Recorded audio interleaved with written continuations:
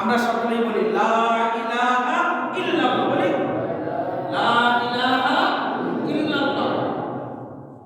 যে ব্যক্তি একবার লা ইলাহা ইল্লাল্লাহ ইখলাসের সহিত পড়বে, আল্লাহ পাক রব্বুল আলামিন ঘোষণা দেয়, বান্দা কোনো কারণে যদি এই বান্দা জাহান্নামে যায়, শুধু একবার লা ইলাহা ইল্লাল্লাহ ইখলাসের সহিত পড়ছে, আমি আল্লাহ পাক রব্বুল আলামিন একদিন না একদিন ওই বান্দাকে আমি জান্নাত দেব।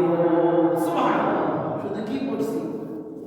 লা ইলাহা ইল্লাল্লাহ। শুধু কয়বার পড়ছি? একবার পড়ছি।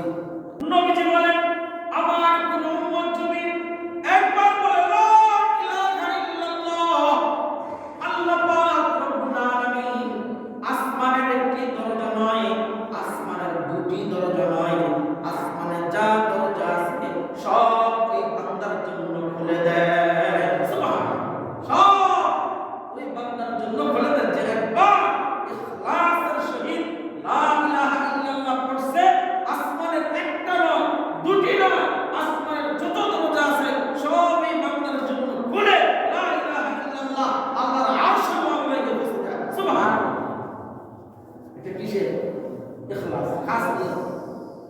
ইন্নামাল